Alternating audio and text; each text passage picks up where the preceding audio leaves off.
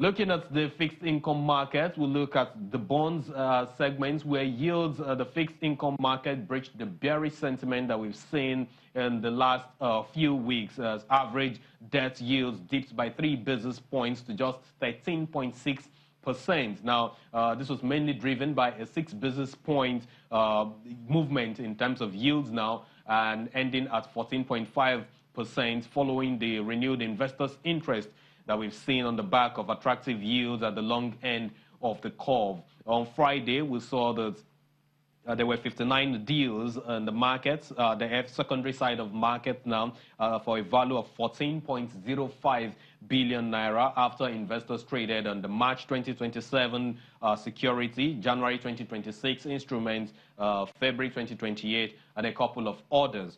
But for the Treasury bills market, recall we had an OMO maturity worth 364 billion naira, but the CBN only had reopenings on 98 or sold just 98 billion naira worth of OMO bills last week, Thursday, when the results were released. Now, this is as a result of the elevated liquidity that we've seen in the system. This week as well, we should be seeing FAC disbursements, another OMO maturity in the system, as well as other developments that we'll be seeing in the financial sector. That means that we have more liquidity in the system. For what happened last week, we had yields closing flattish at 12.7% week on week as a result of the liquidity that we've explained. But of course, that left the September 2018, September 2018 two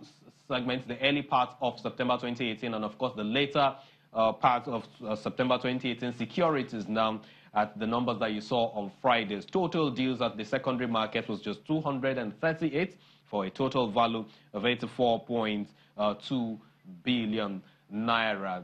So we expect that this week the market will open with fresh sentiment as a result of some news that we're beginning to hear. There should be a reaction to the Q2 GDP numbers, as well as the visit of Theresa, the Prime Minister of England. If that happens, that's Ms. Theresa May. Back to you now, Bosun.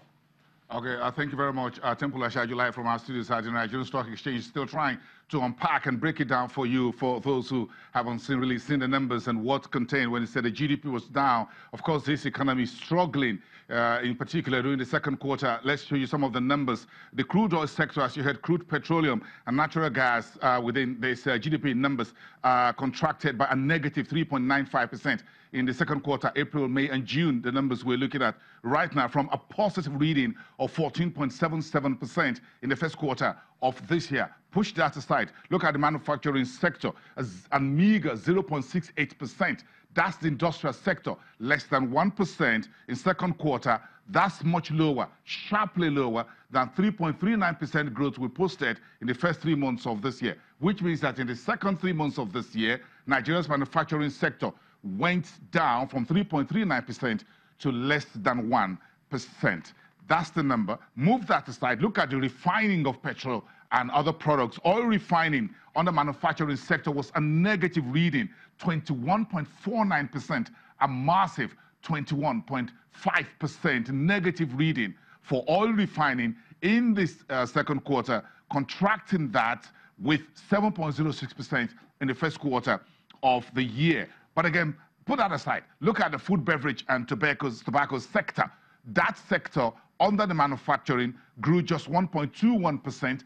That's sharply lower than 5.46% positive in the first quarter of this year. That's the number. Then you look at cement. And Temple talk about that. Go to cement there. Cement sector is growing, but much slower. Cement manufacturing down to 3.84% in second quarter against 5.28% in the first quarter of 2018. In the other manufacturing, excluding those we've talked about, that was a contraction, a negative 3.66% in the second quarter of this year against a negative 0.63% in the first quarter, which means that other manufacturing sector actually dipped much further, much worse than it was in the first 3 months of this year. We have a lot to talk about. We'll get to the first word from Johnson Chukwu when we come back after the break. You're watching Business Morning.